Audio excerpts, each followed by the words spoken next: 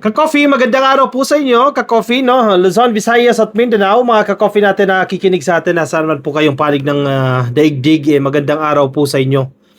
Posibleng makulong itong si Bato de la Rosa at criminally managot itong si Alan Peter Cayetano dahil po sa pagpapataka sa isang pugante na si Bato de la Rosa.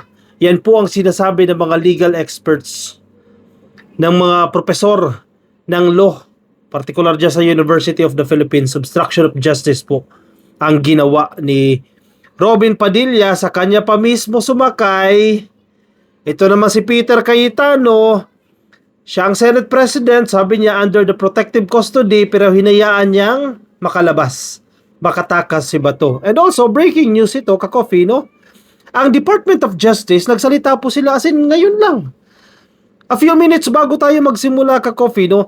Nagsalita po ang Department of Justice. Breaking news. Nakita natin sa PTV4. Excuse me.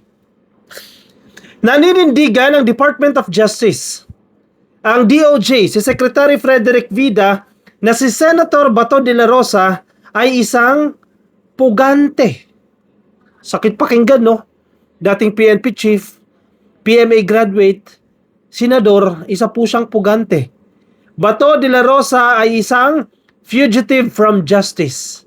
Nagtatago, tinatakasan ang hustisya, fugitive from justice. Yan po yung sinabi exactly, no, ni DOJ Secretary Vida. Fugitive from justice. Ano na?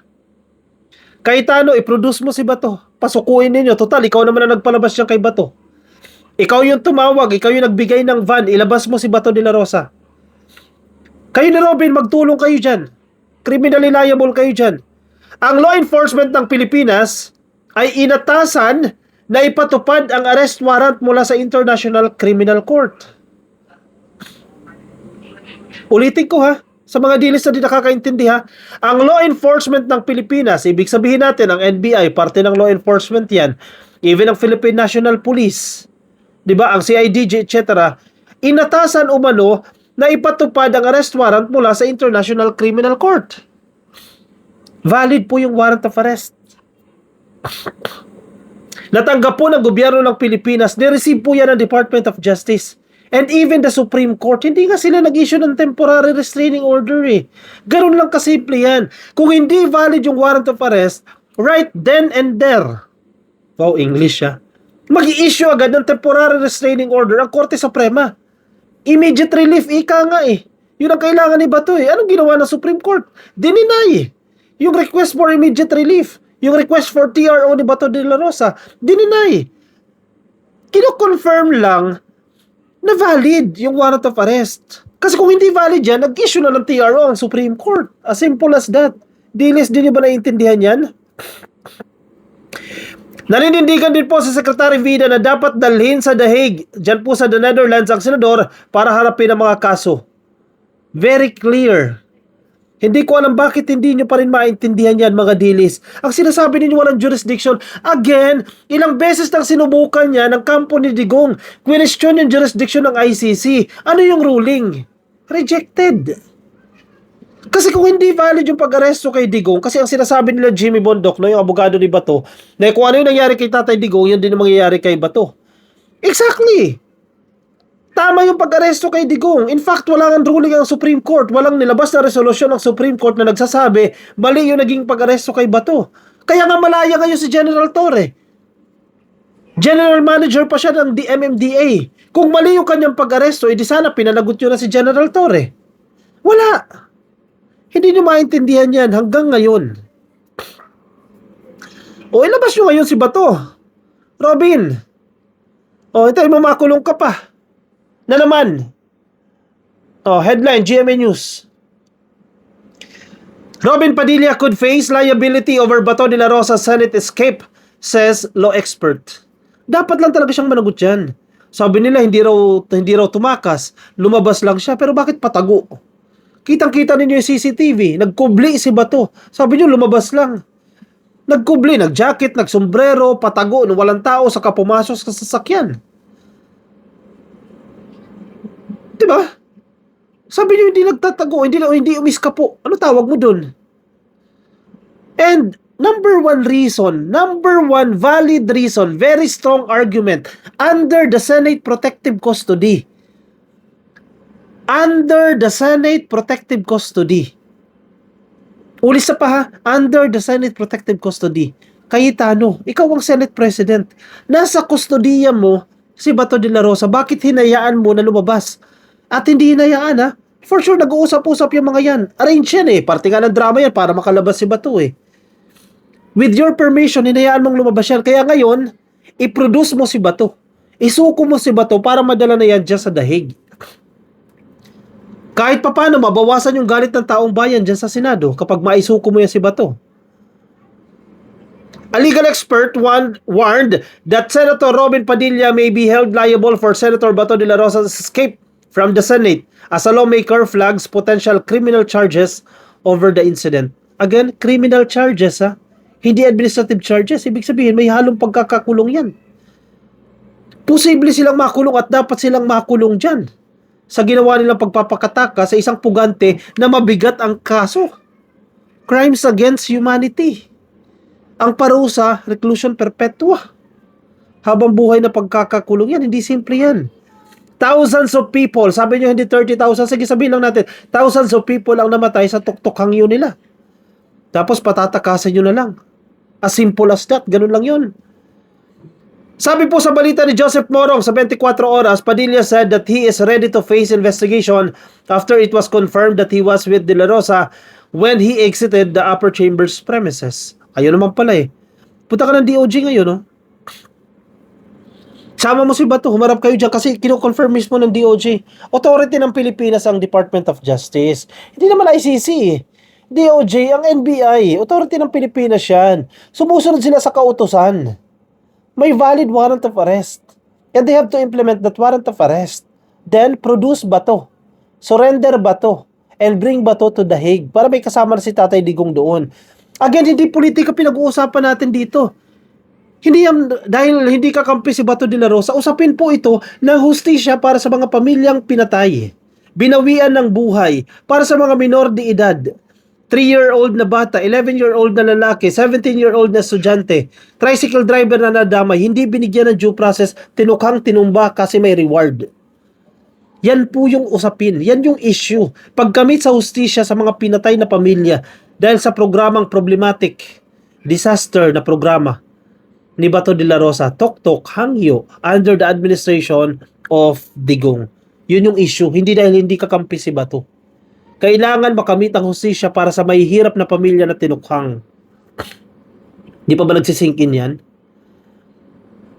Actually, tinamaan din ako eh. Kagabi, nag-uusap-usap kami ng mga kaibigan ko, no?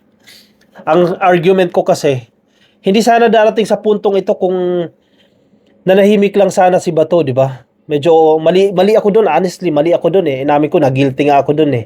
Kasi ang punto ko, natanggal na kayo sa administrasyon, kumbaga wala na, nag-change of leadership na, di ba? Si PBBM na, umepal pa kayo. Lalo na si Digong, di ba? Nagdaldal pa kayo dyan, sinasama-sama nyo pa sa mga rally, kung ano-ano nyo pa sinasabi sa presidente, sa administrasyon. So, feeling ko kasi, ang tingin ko, yun yung nag-trigger sa administrasyon. Di mo naman pwedeng i-deny yan eh. Yan yung nag-trigger para i-implement itong mga warrant of arrest na to at mapabilis, di ba? Mali ako dun. Sabi ng kausap ko, no? Hindi ko napapangalanan. Paano kung hindi nag-trigger? Paano yung hustisya ng mga pinatay? Yun na lang yun eh.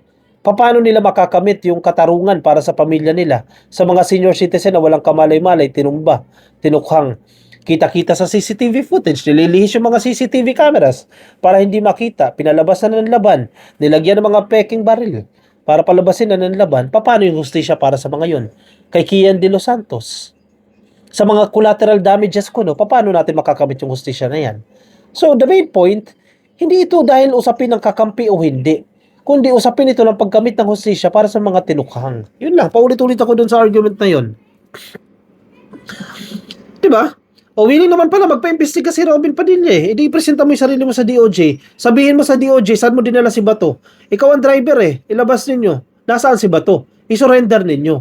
Sa ngalan ng hustisya para sa mga tinukhang. Sabi po ni Representative Laila de Lima, Pwede pong humarap sa criminal charges itong si Robin Padilla dahil po ito ay obstruction of justice, harboring a criminal fugitive. Correct. The rational thing to do in the name of the rule of law na isurrender na talaga at hindi kupkupin, hindi mag-provide ng sanctuary, refuge, or safe house for a fugitive. Yun na nga ang ginagawa nila ngayon eh. Pinoprotektahan pa nila ngayon. Si Bato de la Rosa, tinatago nila yan with all the resources, with all the security details. Diba? They have to protect Bato. Bakit? Obstruction of justice. Kasuhan ninyo yan. Para makulong. Kasalanan nila yan. Simpleng ordinaryong tao nga. Pag nagkasala, kinukulong ninyo. Ano pa itong mga to? Porkit mga senador. Sa simpleng pagkakaintindi po namin, noong sinabing nasa protective custody nila, nasa kanila si Senator Bato. Kaya pag wala na yung legal impediment to serve yung warrant of arrest, dapat pag hiningi sa kanila ang Department of Justice, ready dapat ang Senado na i-turn over si Senator Bato. Exactly. Diyan naman mananagot si Cayetano. Ikaw ang Senate President. Ikaw yung head of agency. Under your custody, nakatakas yan. May pananagutan ka. O dapat ikulong ka rin. Obstruction of justice. Ano ba yung penalty ng obstruction of justice? Saglit lang, i-check ko lang. Hindi ako familiar eh.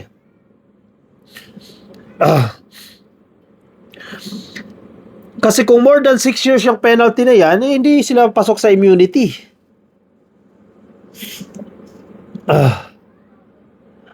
Kung below 6 years, absuelto sila. Kung hindi na sila senador that time, masampahan sila ng obstruction of justice. Kulong yung mga yan. Criminally liable itong mga to at dapat silang managot dyan. Malinaw na malinaw yan. Hustisya para sa mga pinatay nung panahon ni Digong. Yan ang ating panawagan dyan. Kaya ilabas nyo na. Bato, lumabas ka, magkusang loob ka, isa kang senador.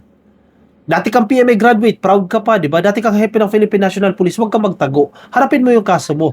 Part ng due process yan eh. Kung wala kang kasalanan, linisin mo yung sarili mo sa ICC. Ganun lang kasimple yan eh. Robin Padilla, accessory to the crime ka dyan sa pagtakas, ilabas mo, tumulong ka. Cayetano, ikaw ang head of agency, managot ka rin dyan. Nagdrama-drama kayo dyan eh. Ngayon, i-produce si Bato. Wala naman TRO ang Supreme Court eh. Ibig sabihin, valid until now yung warrant of arrest. Wala kang TRO eh. Ay nako.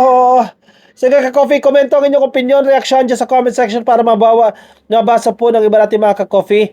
Mga nakikinig po sa atin, nasan man po kayong panig ng daigdig, nasa Facebook, YouTube, at TikTok. Subscribe po kayo and follow kayo sa aking Facebook page. I'll see you in the next video. Bye-bye.